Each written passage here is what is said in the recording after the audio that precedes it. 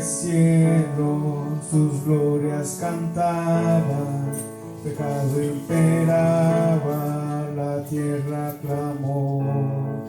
Jesús descendió y nació de una virgen, su vida perfecta, su ejemplo de amor. Vivió con nosotros y vimos su gloria y su majestad. Vivo me amaba, muerto salvóme, en el sepulcro mi mal enterró. Resucitado es mi justicia, un día Él viene, pues lo prometió, Él lo prometió.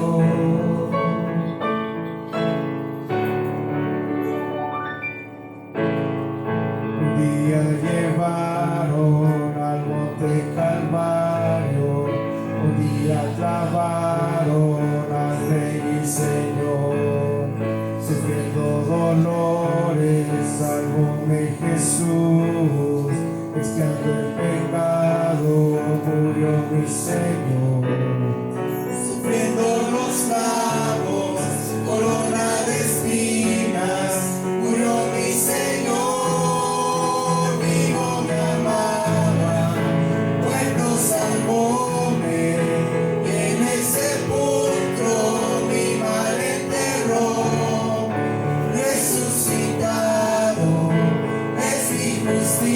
Un día Él viene, pues lo prometió, Él lo prometió.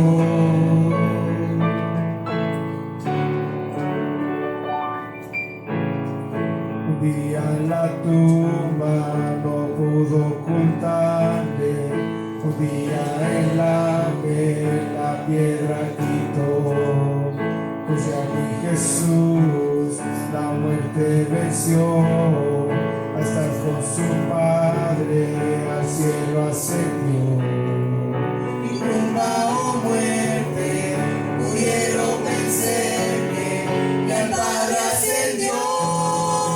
Vivo me amaba, luego salvóme, y en el sepulcro mi mal enterró. Resucitado es mi justicia, un día Él viene, pues lo prometió, oh día de gloria, día de gloria.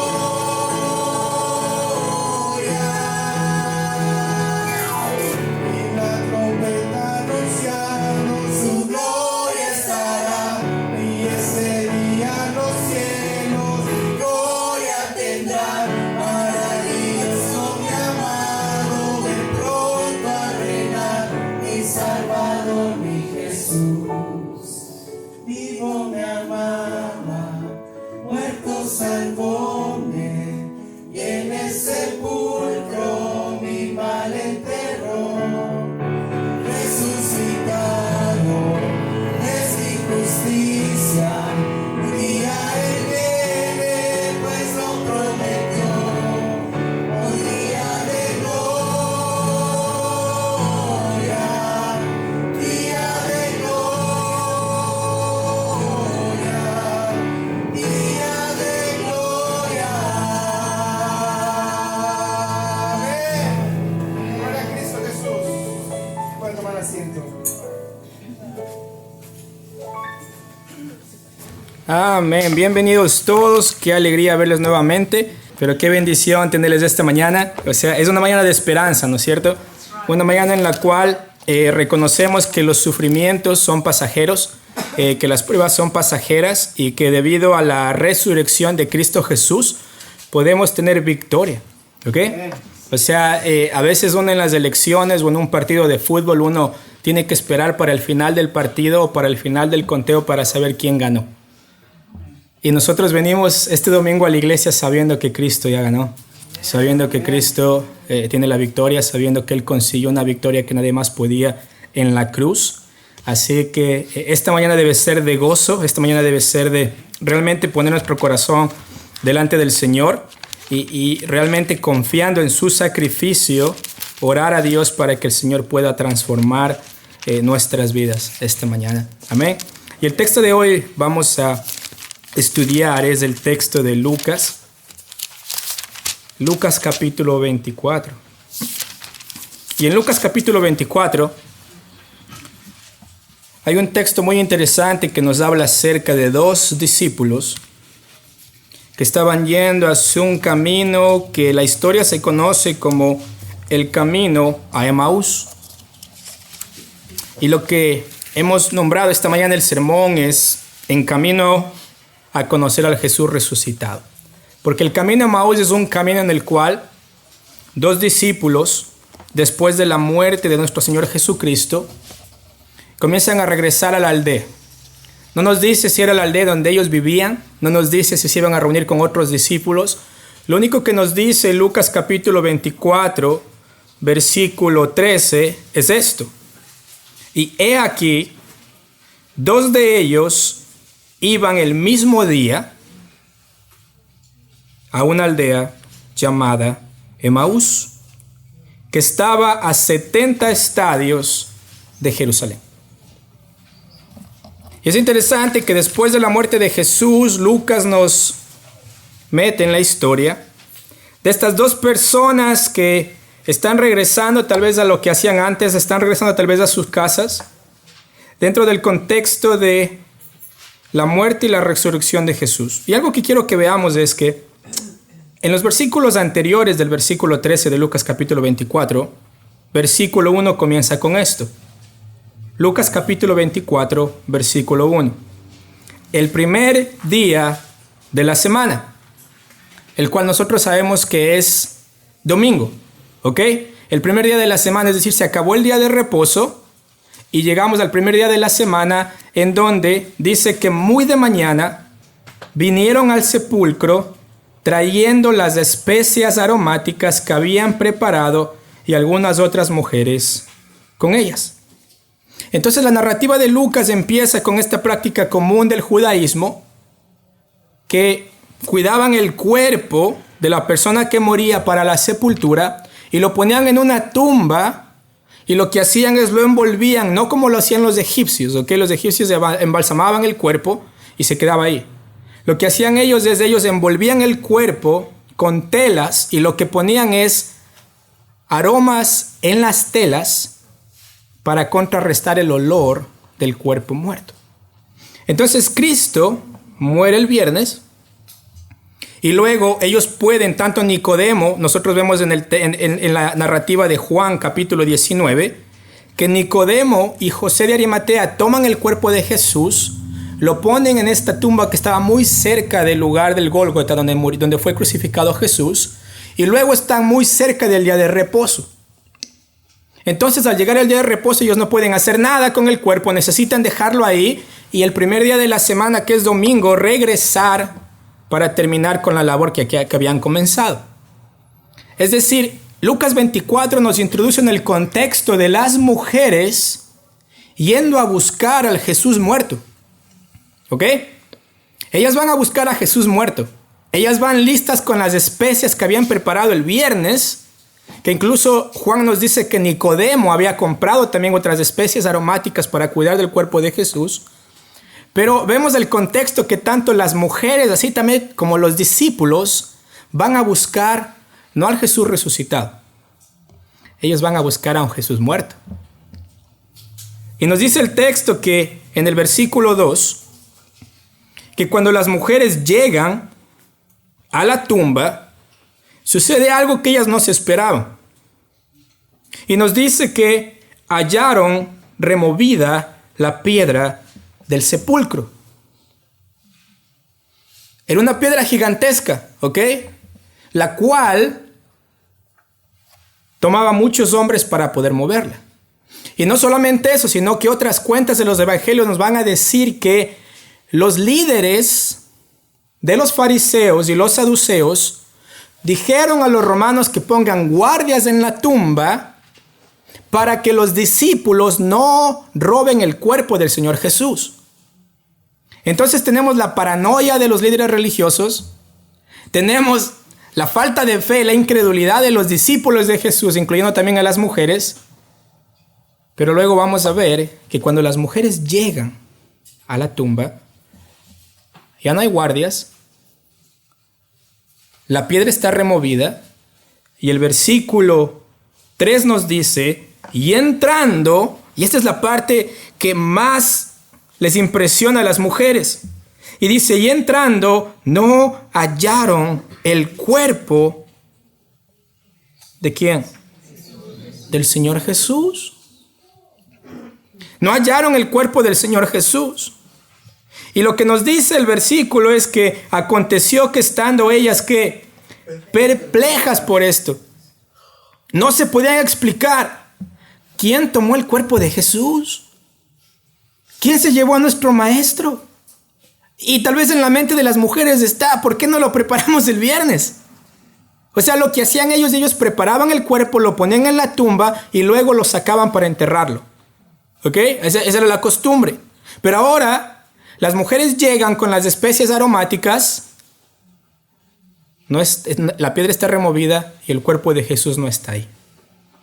Y están perplejas, están confundidas. ¿Por qué sucede esto? Pero nos dice que en el versículo 4 que he aquí se pararon junto a ellas 2 varones con vestiduras resplandecientes. Y Lucas comienza a contarnos de esta parte de que no es que alguien se robó el cuerpo de Cristo, no es que alguien vino y trató de engañar a las mujeres, o no es que alguien vino y pagó a los guardias para que se lleven el cuerpo de Cristo y engañar a la gente. No nos dice esto el texto. ¿Qué nos dice el texto? Miren lo que dice. Dice que estos 2 varones con vestiduras resplandecientes, dice el versículo 5, y como tuvieron temor las mujeres, ¿qué hicieron ellas? Bajaron el rostro. No en señal de adoración, sino dice que tenían sus vestiduras resplandecientes.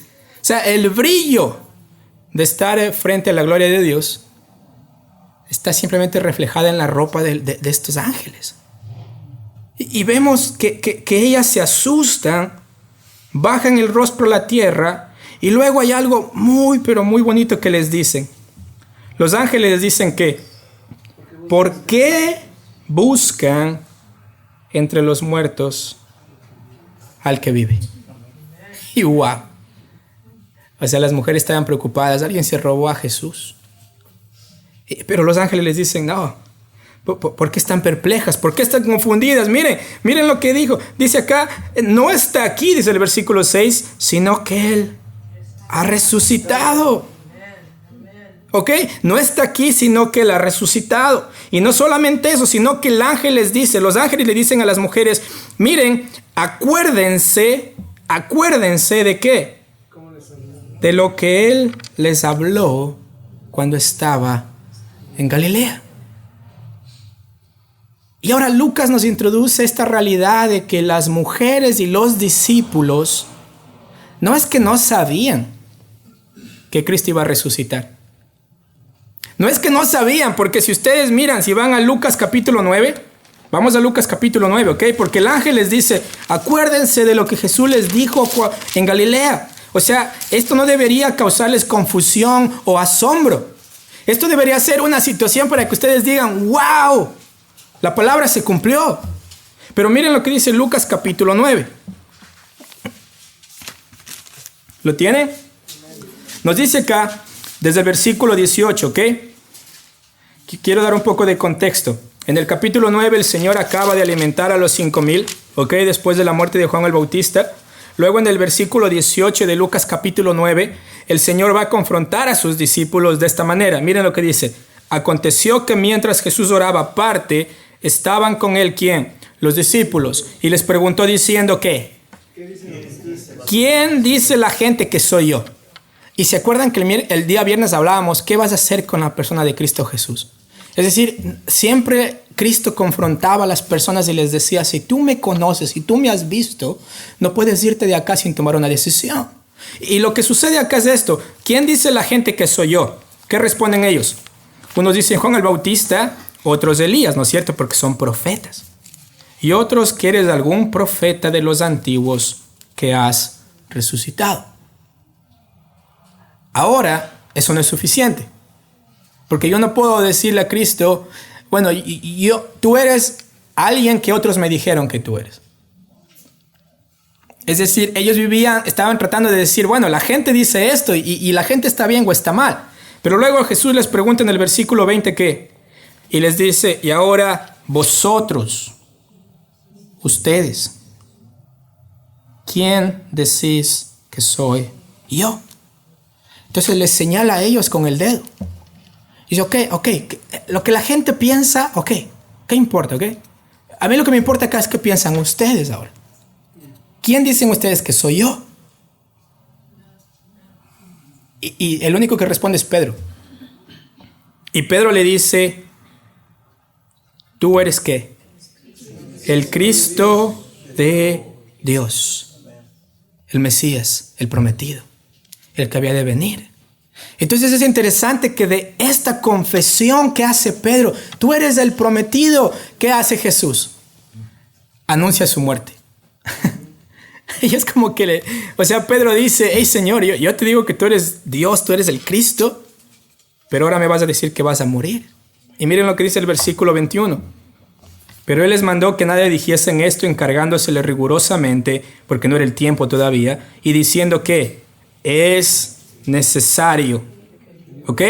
No hay opción, es necesario que el Hijo del Hombre padezca muchas cosas y sea desechado por los ancianos, por los principales sacerdotes, por los escribas, que sea muerto, y luego ¿qué? Ahí está, Jesús les dijo. Entonces, la cuestión con María y las mujeres y los discípulos no era una cuestión de falta de información. Era una cuestión de incredulidad en el corazón. ¿Ok? Era una cuestión de incredulidad, era una cuestión de no creerle a Jesús de las palabras que les había dicho.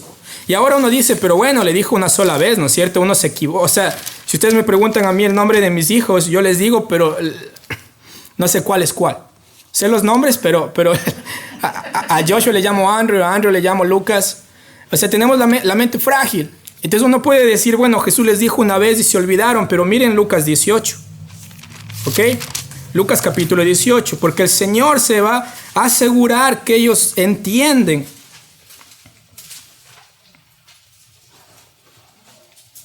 Que ellos necesitan, que Jesucristo necesita morir.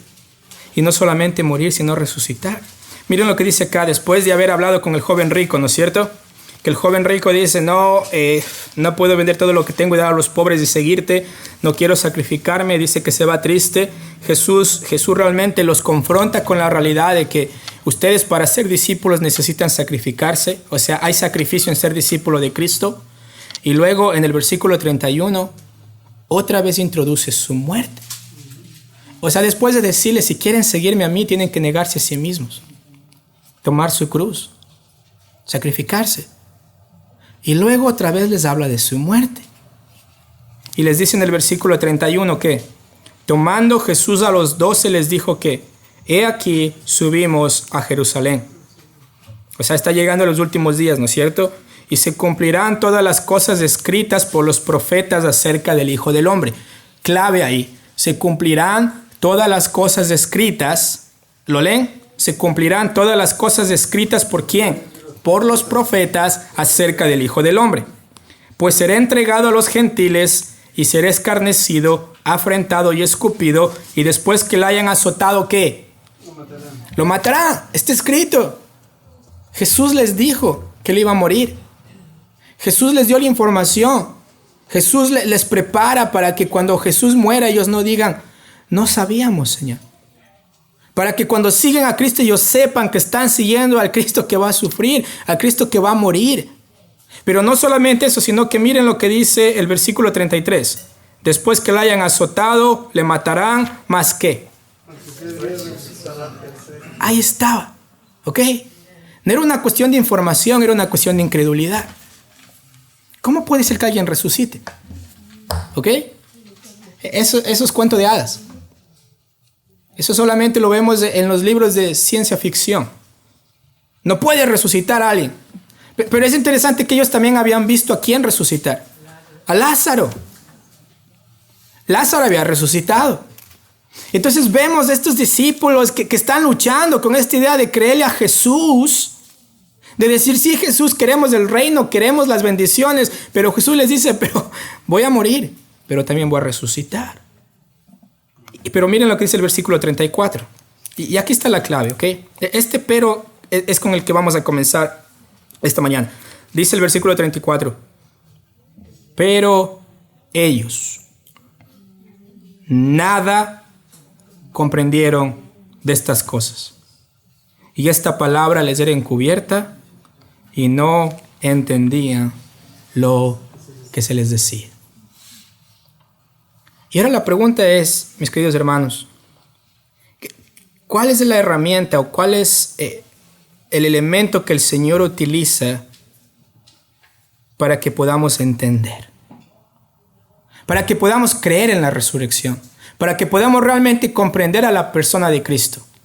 Y esto es lo que nos va a enseñar el camino de Emaús en Lucas capítulo 24. Porque muchas veces, mis hermanos, y muchas personas del cristianismo piensan y dicen, si Jesús baja ahora y en toda su gloria brilla acá, todo el mundo acá va a conocerle. Todo el mundo acá se arrepentiría de sus pecados. Si el pastor podría realmente sanar al hermano Martín de cualquier dolencia que él tiene, si él podría ahí hacerle más joven. Ahí creemos. Ahí creemos. Ahí sí creo en Jesús. Pero el camino de Emaús nos demuestra, y es interesante que nos demuestra la verdad de que nada puede ser entendido fuera de la verdad de la palabra de Dios.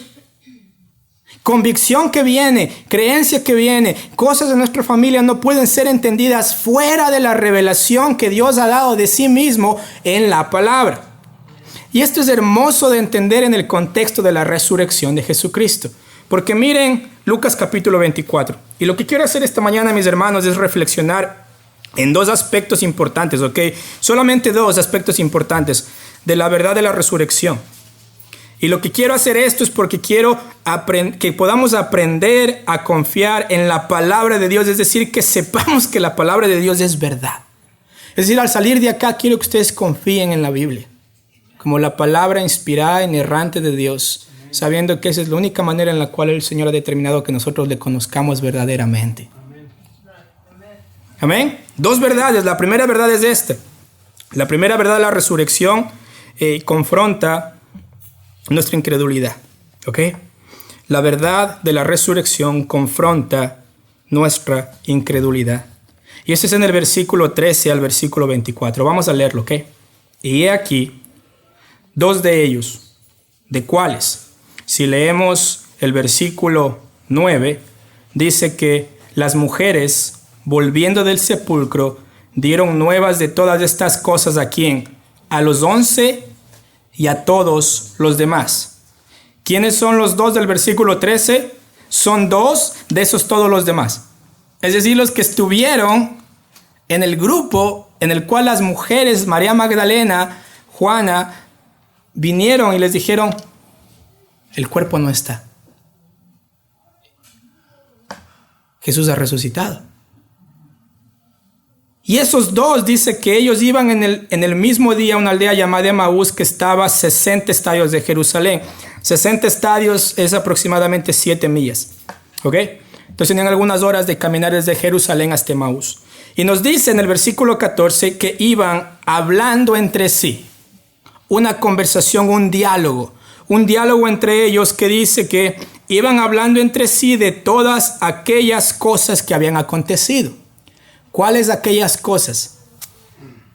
El sacrificio de Jesús, la crucifixión, la muerte, ahora que incluso dicen que no hay el cuerpo. ¿Dónde está el cuerpo de Jesús? Porque ya las mujeres les dijeron a ellos, no está el cuerpo. ¿Ok? No está el cuerpo de Jesús. Entonces dice que ellos iban hablando de todas estas cosas pertinentes a Jesucristo. Su sacrificio, su muerte, y ahora el cuerpo no está. ¿Ok? No está. Y dice que sucedió que mientras hablaban y discutían entre sí, y este es hermoso, dice que Jesús mismo se acercó y caminaba con ellos. Y esta parte es interesante, ¿por qué? Porque estamos hablando de la incredulidad, estamos hablando de que la verdad de la resurrección confronta nuestra incredulidad. ¿Ok? Es decir, nadie nos va a convencer a nosotros de nada, sino solamente Cristo a través de la palabra. Y esto es hermoso, ¿por qué? Porque llega Jesús y la idea es esta: mientras ellos están caminando, Jesús se junta a ellos y ellos están tan concentrados en la conversación que ni siquiera se dan cuenta que Jesús está al lado de ellos. Esta es la idea del texto. O sea, nos dice que ellos caminaban y que Jesús se junta, y es como cuando uno está caminando en la calle y hay alguien que está acá y uno lo ve y se asusta, ¿no es cierto? Nunca me di cuenta que estaba ahí, pero ha estado conmigo por 5 minutos caminando al lado mío y yo ni siquiera lo vi, porque estaban tan enfocados en su propia conversación acerca de las cosas que habían pasado. Pero nos dice que Jesús se acerca y caminaba con ellos. Recuerden, es un camino de 7 millas aproximadamente, y Jesús se acerca con el propósito de enseñarles acerca de su resurrección. Y algo que quiero que vean, mis hermanos, la primera cosa es que nuestra incredulidad no va a ser sanada con milagros o con apariciones grandiosas de parte de Dios. ¿A qué me refiero con esto? Cuando vemos el versículo 15 nos dice que Jesús mismo se acercó y caminaban con ellos, y el versículo 16 nos dice: mas los ojos de ellos estaban velados para que no le conociesen. Qué interesante. ¿Por qué? Porque Jesús quiere que ellos se enfoquen ¿en qué? En lo que la palabra dice acerca de Él. Si Jesús hubiera venido con el brillo de los ángeles y ellos hubieran visto y dicho: Jesús, resucitaste, qué lindo verte, Jesús. Pero Jesús dice: están velados, y cuando Jesús se acerca a hablarles, no a hacerles un milagro, no a darles de comer, aunque después les va a dar de comer, pero se acerca a que ellos entiendan la importancia de lo que estaba escrito en la palabra de Dios acerca de su muerte y su resurrección. ¿Y cómo vemos esto? Miren el versículo 17. Y les dijo que, ¿qué pláticas son estas que tenéis entre vosotros? ¿Ok? ¿Qué pláticas son hechas que tenéis? ¿Qué pláticas son estas que tenéis entre vosotros mientras camináis? Es casi interesante, porque en el versículo 17 hay una comen camináis. Entonces a mí me encanta, porque acá Lucas lo que nos está dando es como una obra de teatro. Es decir, nos está contando cada escena. Entonces, ¿qué sucede acá? Mire, los dos hombres están caminando, conversando. Jesús se acerca y les dice: ¿qué pláticas son estas que están teniendo? Y es como que los dos hombres paran en el lugar que están, como que regresan a ver a Jesús y dicen: ¿y este? ¿Y este? O sea, ¿por qué se mete en la conversación? Es interesante porque ellos no saben que es Jesús. Y están tan concentrados en su conversación que es como que ellos paran, y podríamos decirlo así. Jesús les pregunta: ¿qué pláticas son estas que tenéis entre vosotros? Y luego ellos se paran y lucen tristes en sus caras. Su semblante está triste. ¿Por qué? Porque su Señor había muerto. Y no solamente eso, sino que ahora su cuerpo está desaparecido. Es decir, por lo menos si sabríamos dónde está Jesús, podríamos decir que era un buen hombre. Pero ahora Jesús no está en la tumba. ¿Dónde está? No nos van a creer. ¿Van en nuestra fe? O sea, ¿quién tomó? ¿Fue Herodes? ¿Fue el César? ¿Fueron los líderes religiosos? ¿Qué hicieron con el cuerpo de Jesús? Pero es interesante ver que cuando Jesús los confronta con su incredulidad, primero les pregunta qué están diciendo, y luego ellos como que se quedan viendo a Jesús y se quedan tristes. ¿Y qué le responde uno de ellos? Y esto es interesante. Esta es la cara de la incredulidad. Miren lo que dice acá. Respondiendo uno de ellos, que se llamaba Cleofas, le dijo, ¿ok? ¿Qué le dijo? Es interesante. Le dice: hey, ¿no es cierto? Como que se asombran porque él está ahí. Y luego le dicen: ¿eres tú el único extranjero o forastero en Jerusalén que no has sabido las cosas que en ella han acontecido en estos días?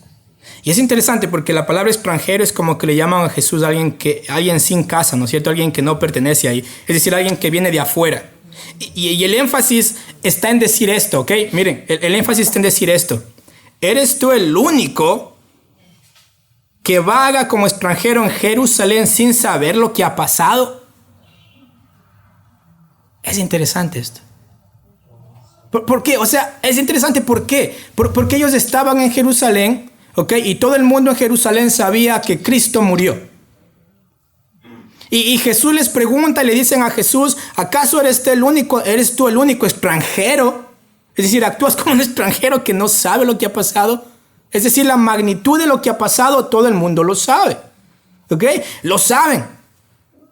O sea, es de conocimiento general en Jerusalén. Es decir, aparte que entra en la conversación, ahora ni siquiera sabe de lo que está hablando.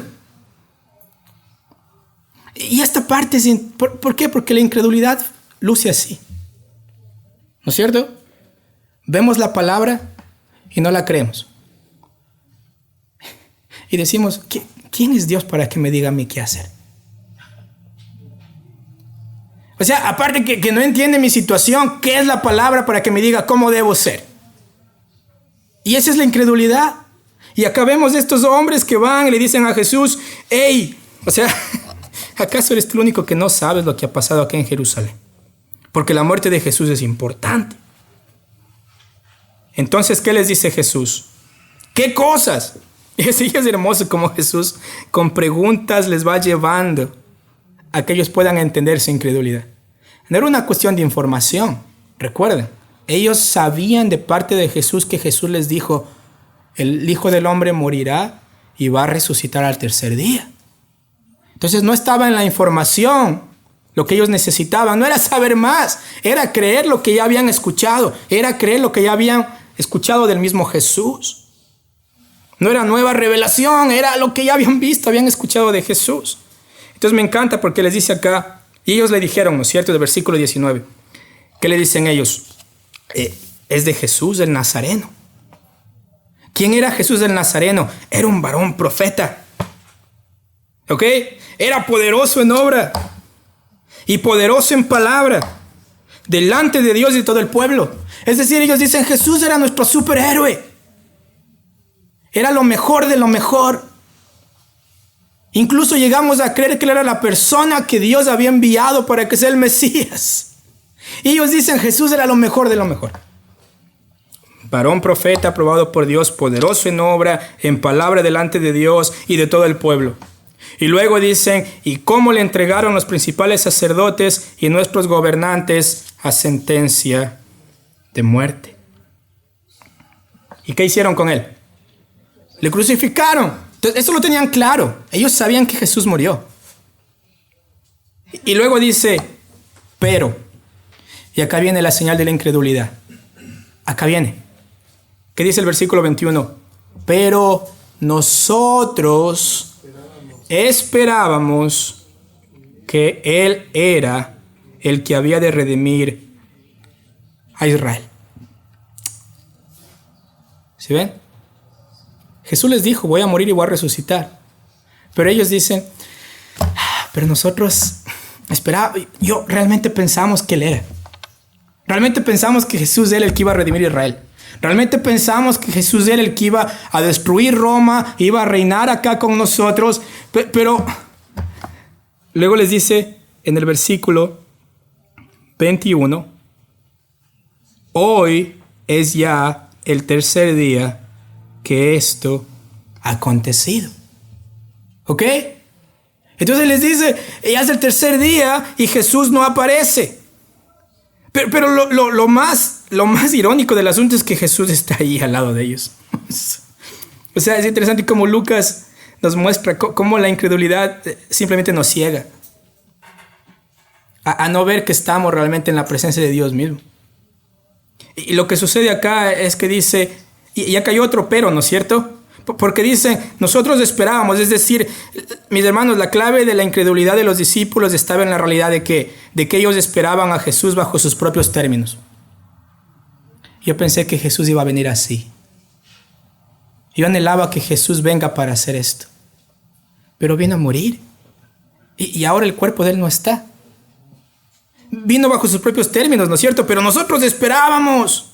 Entonces, mis hermanos, las expectativas de ellos no estaban de acuerdo a lo que Jesús dijo, sino a lo que ellos pensaban que Jesús debía hacer. Esa era la expectativa de ellos. Y ahora les pregunto esta mañana, mis hermanos, ¿qué expectativas tienen ustedes de Jesús? ¿Ok? ¿Qué va a ser el amuleto de la suerte de su vida? Es decir, con Jesús me va a ir bien. Y luego cuando me va mal, bueno, voy a irme de Jesús y luego regreso cuando me va bien otra vez, ¿no es cierto? Y tenemos expectativas irreales creadas por nuestra propia imaginación de Jesús. Y no es el Jesús de la Biblia. Y acá los discípulos tienen un Jesús del cual ellos decían murió y ahora no sabemos si está vivo, porque miren el versículo 26, ¿lo tienen? Miren lo que dice el versículo el versículo 22. Aunque también nos han asombrado unas mujeres de entre nosotros, las que antes del día fueron al sepulcro, y como no hallaron su cuerpo, vinieron diciendo que también habían visto visión de ángeles, quienes dijeron que Él vive. ¿Y por qué están tristes? Porque les cuesta creer. Les cuesta creer que está vivo. Porque lo vieron morir. Lo vieron a Nicodemo, lo vieron a José de Arimatea bajar a Jesús de la cruz, lo vieron ponerlo en el sepulcro. Y de acuerdo a la lógica mía, Él está muerto. Y si el cuerpo no está ahí, no puede ser que Él resucitó. Algo pasó acá. Pero algo que es interesante es que la incredulidad, mis hermanos, siempre nos va a hacer negar las pruebas indubitables que la palabra nos ofrece ya escrita. Y eso es un peligro de la incredulidad. Porque las pruebas estaban ahí. Ellos podían hablar con los primeros testigos de la resurrección de Cristo. Ellos pudieron escuchar de las mujeres que estuvieron en la tumba. Y ellas regresan corriendo y les dicen a Pedro, a Juan y a los que estaban ahí, les dicen, el Señor no está, el cuerpo del Señor no está. Y Pedro corre y Juan corre, Juan llega primero, no está ahí. ¿Dónde está nuestro maestro? ¿Dónde está Jesús? Pero es interesante que ellos admiten en el versículo 24 que fueron algunos de los nuestros al sepulcro y hallaron así como las mujeres habían dicho, pero a Él no le vieron. ¿Ok? No necesitaban ellos pruebas, ellos tenían las pruebas, tenían el testimonio de Jesús que les dijo yo voy a resucitar. Tienen el testimonio de las mujeres que llegaron y dijeron el cuerpo no está. Luego María Magdalena va a ver a Jesús y va a pensar que es el jardinero. Y le dice, ¿dónde pusiste a mi Señor? Y luego Jesús en su misericordia deja que María Magdalena lo vea. Y ella se cae y dice, Rabí, le reconoce como el maestro, como el Señor de su vida. Y es hermoso ver cómo el Señor, o sea, en esta parte, soberanamente hace esto con María Magdalena, pero con los del camino de Maús no lo hace ahora. ¿Por qué? Porque quiere demostrarles la confianza. No está tanto en los milagros o en las apariciones de los ángeles. ¿Está en qué? En lo que la palabra de Dios dijo acerca de mí. Y eso es lo que el Señor quiere enfatizar. Porque miren lo que dice acá. Dice, y fueron algunos y no lo hallaron, pero no le vieron a Jesús. Y mis hermanos, cuán peligrosa es la incredulidad. Cuando tenemos la palabra. Tenemos testigos de primera mano de la resurrección. Tenemos los relatos en la palabra que dicen Él resucitó y nos atrevemos a decir, no estoy seguro. No sé si en verdad Cristo resucitó. ¿Y saben qué? Ese no es un peligro solamente de la iglesia local. Hay eruditos, teólogos, grandes que escriben libros que dicen que Cristo nunca resucitó. Que fue una invención del pueblo para tener esperanza. Y se van a encontrar con esto. Se van a encontrar con esto. Porque niegan esta parte hermosa del poder de Jesús que Él dijo, yo doy mi vida y yo la tomo de vuelta. Y hoy día escuchamos al hermano Bob leyendo 1 Corintios capítulo 15, en donde hay tanta gente que vio a Cristo Jesús. Y si ustedes van a 1 Corintios 15, yo creo que vayamos allá, porque es hermoso ver cuando el apóstol Pablo empieza a hablarles acerca de que si no hay resurrección de los muertos, van en nuestra fe. Si ustedes van al capítulo 15, el hermano Bob leyó hasta el versículo 11, entonces yo voy a leer desde el versículo 12, ¿ok? Pero si se predica de Cristo que resucitó de los muertos, ¿cómo dicen algunos de entre vosotros que no hay resurrección de muertos? Porque si no hay resurrección de muertos, tampoco Cristo que resucitó. Y si Cristo no resucitó, vana es entonces nuestra predicación, vana también es vuestra fe. Y somos hallados falsos testigos de Dios, porque hemos testificado de Dios que Él resucitó a Cristo, al cual no resucitó, si en verdad los muertos no resucitan. ¿Sí ven qué peligroso el terreno que estaban andando los discípulos acá del camino de Maús? El terreno de la incredulidad. Es peligroso. Jesús lo dijo. Las mujeres dicen, no está el cuerpo. Pedro y Juan, no está el cuerpo. Jesús dijo, yo voy a ser resucitado. Pero ellos dicen, no sé. Aunque ellos nos dijeron, no sé. Y mis hermanos, la incredulidad de nuestra vida luce de esa forma muchas veces, ¿no es cierto? Una multitud de veces. La palabra nos dice algo y nosotros decimos, no sé, quiero más pruebas. Que Jesús se aparezca desde el cielo y me envíe un ángel que me hable directamente y ahí yo voy a cambiar. Que Jesús me haga el milagro y Jesús dice, hey, lo que yo te voy a dar es la palabra.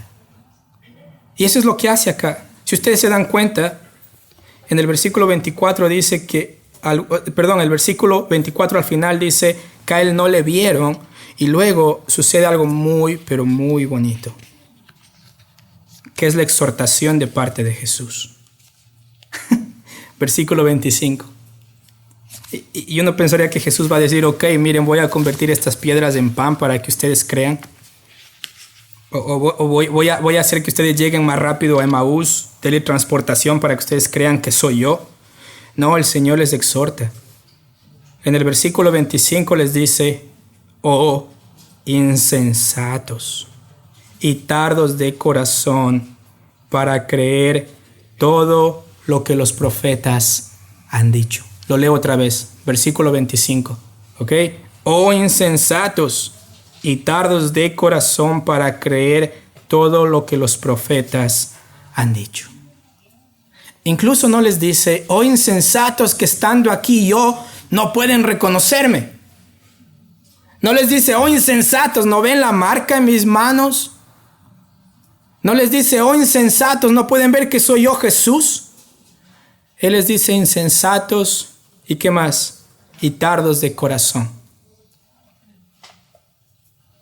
Para creer todo lo que los profetas han dicho. ¡Qué hermoso! Les lleva la palabra de Dios. ¿Sí ven esa hermosura de la resurrección? O sea, no era algo que, uy, ahora la resurrección no sabemos nada. Les dice, no, desde el Antiguo Testamento se habla de la resurrección. Yo hablé de la resurrección. Y luego dice acá, no era, versículo 26, necesario que el Cristo padeciera estas cosas y que entrara en su gloria. Y mis hermanos, yo no les voy a aconsejar de esa manera, ¿no es cierto? No les voy a decir insensatos, crean lo que dice la palabra, pero viene del Señor esa exhortación. Y pega fuerte en el corazón, ¿no es cierto? Insensato, alguien que tiene el corazón adormecido a las cosas de Dios. Eso es lo que le está diciendo acá. Es como cuando les ponen la anestesia para sacarle los dientes. Y la primera pregunta que les hacen es, ¿sientes algo? Y uno ni siquiera puede responder porque realmente no siente nada. Esa es la figura acá, cuando les dice tardos de corazón. O sea, cuando les dice que su corazón está ¿qué? Adormecido. No siente las cosas de Dios. No está latiendo para las cosas de Dios. Está anestesiado. Y les dice, para creer todo lo que los profetas han dicho. Entonces, mis hermanos, la incredulidad no es un problema de información, es un problema del corazón. La incredulidad no es cuánto sabemos. La incredulidad se ve en el hecho de que lo que sabemos no queremos creer porque no nos conviene. Porque no es algo que yo quiero hacer. No, a mí Dios no me va a decir cómo debo vivir mi vida. A mí Dios no me va a decir cómo la historia debe ser escrita. Y esa es la incredulidad, porque el corazón está adormecido a las cosas de Dios.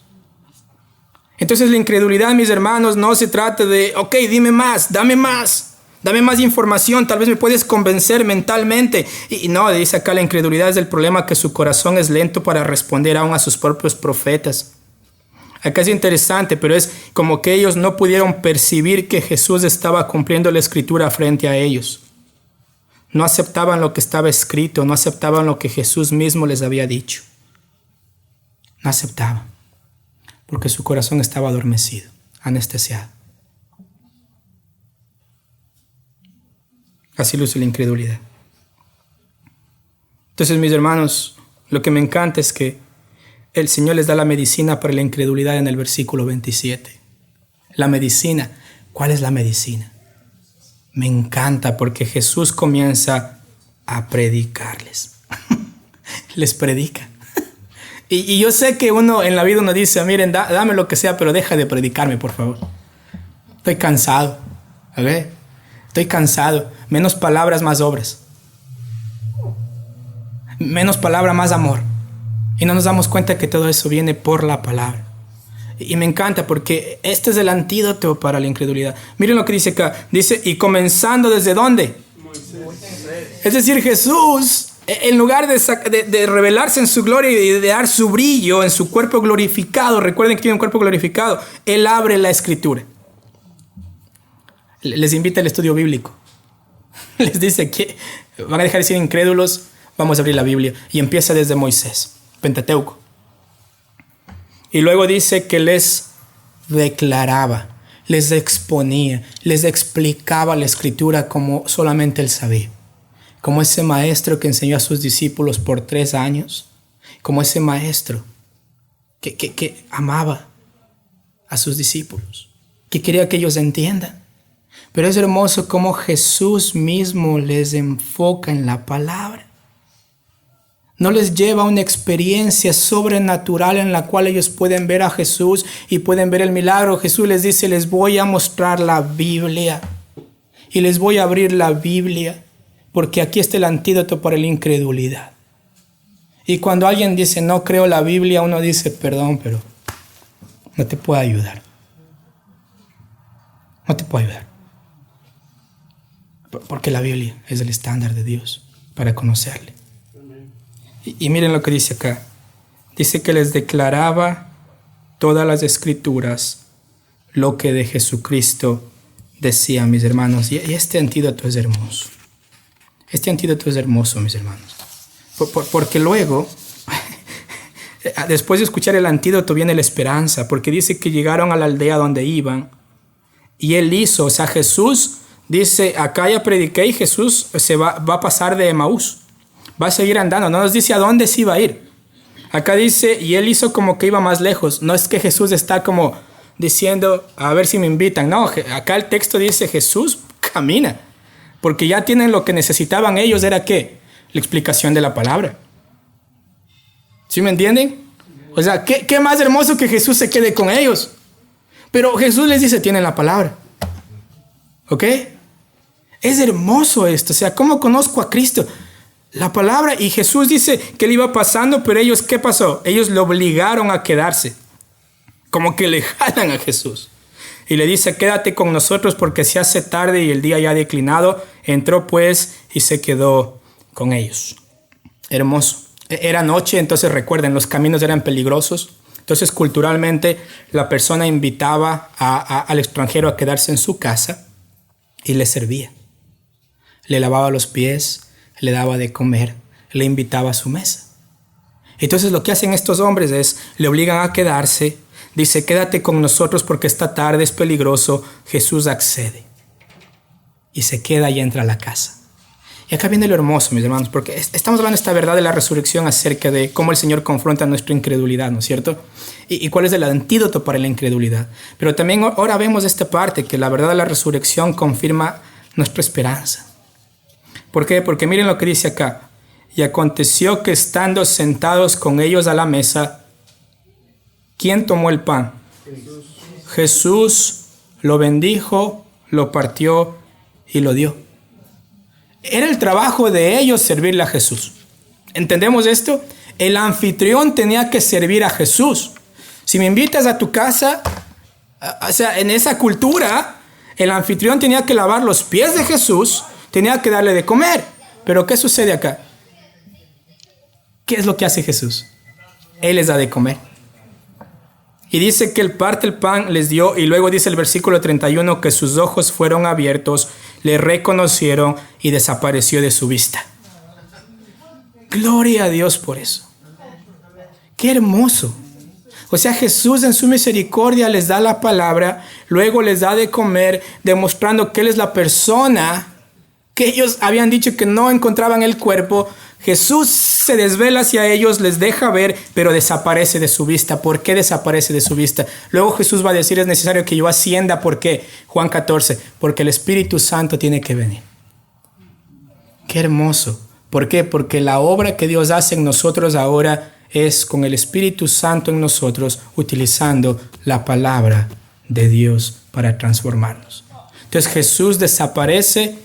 Y después sucede algo muy importante, mis hermanos, porque cuando nuestra incredulidad es curada, entendemos la esperanza. Dice que en el versículo 32, y se decían el uno al otro, que no ardía nuestro corazón en nosotros, mientras que nos hablaba en el camino y cuando nos abría las Escrituras. ¿Sí ven acá? Es hermoso porque dice el corazón ardía cuando Él nos explicaba la Biblia. El corazón ardía cuando escuchamos las palabras de Jesús. Y a veces uno dice, ¿cómo quisiera que Jesús esté conmigo ahora? Porque en este momento de soledad o en este momento de dolor o en este momento de pérdida, y la palabra está ahí, las palabras de Jesús están ahí. Y cuando esas hablan, a nuestro corazón arde el corazón. Porque son las palabras de Dios mismo. Y los discípulos dicen, eso ardía, nos quemaba. No sabíamos por qué, pero es la obra de la palabra. Es la obra de la palabra, quitando la incredulidad del corazón de una persona. Haciendo la obra de que esa persona crea, no porque necesariamente ve, sino porque la palabra lo ha dicho así. Si la palabra dice que Cristo murió por los pecados, Cristo murió por los pecados. Si la palabra dice que el arrepentimiento y la fe son necesarias para salvación, eso es lo que la palabra dice. Si la palabra dice que Cristo resucitó al tercer día, eso es lo que la palabra dice. Si la palabra dice que el Espíritu Santo viene como la herencia, como esa garantía de que nosotros somos posesión de Dios, es verdad porque la palabra lo dice. Y si la palabra dice que esta es nuestra luz a nuestro camino, es verdad, porque la palabra lo dice. Y me encanta porque después de esto, que ellos se dan cuenta de lo que Jesús les hablaba. Y es interesante que ellos no dicen, cuando vimos a Jesús nos ardía el corazón. Ellos dicen, cuando nos hablaba. ¿Sí ven? Por eso cuando alguien les dice, déjame, te voy a hacer que veas a Jesús directamente, sin necesidad de la palabra. Es interesante cómo la palabra nos invita a ver a Jesús en lo que Él ha dicho. Es hermoso esto. Porque luego ellos dicen en el versículo 33, y este es el fruto, ¿no es cierto? O sea, uno está en el corazón de incredulidad, luego viene esta parte del antídoto para la incredulidad, que es la palabra. Luego cuando nosotros entendemos la palabra, es decir, hay este fuego en nosotros como estaba en los discípulos.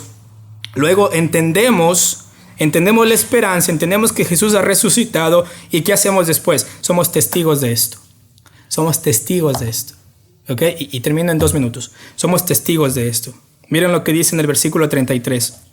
Se levantaron en la misma hora, volvieron a Jerusalén y hallaron a los 11 reunidos. Esto nos dice que no eran los apóstoles los que estaban con Jesús en el camino de Maús, porque los apóstoles estaban en otro lugar.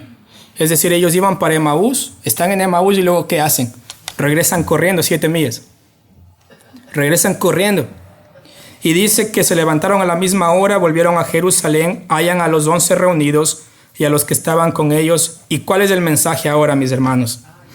¿Cuál es el mensaje? El evangelio. Ha resucitado el Señor verdaderamente y ha aparecido a Simón. Pero ustedes recuerdan, en las otras cuentas de la resurrección se va a aparecer a Pedro y se va a aparecer a María Magdalena. Y dice acá que se ha aparecido a Simón. Entonces ellos contaban cosas que les había acontecido en el camino y cómo le habían reconocido al partir el pan. ¿Se acuerdan? Le habían reconocido al partir el pan. Qué hermoso, porque ahora ellos se vuelven testigos de la resurrección. Y ahora ellos son testigos hacia los apóstoles. Es hermoso esto. O sea, es hermoso cómo llegan emocionados. Llegan emocionados y dice que realmente ha resucitado el Señor. Pero, ¿qué fue lo que ellos entendieron para realmente decir el Señor ha resucitado? Entendieron lo que los profetas habían dicho acerca de Jesús. Y luego cuando ellos vean a Jesús es hermoso. Y esa es una confirmación. Pero realmente la convicción viene de lo que ellos escucharon de Jesús. ¿Entendemos esto? Lo que ellos escucharon hablar. Las palabras de Jesús. Y esto es hermoso. Porque mis hermanos, nosotros tenemos la palabra completa ahora. Tenemos las palabras de Dios acá. Tenemos el Espíritu Santo de Dios en nuestro corazón. Entonces no hay lugar para la incredulidad en nuestras vidas. No debería haber lugar para la incredulidad en nuestras vidas, mis hermanos. Necesitamos orar al Señor para que la palabra sea la que realmente nos compunge, cambia nuestra vida, transforma nuestro corazón.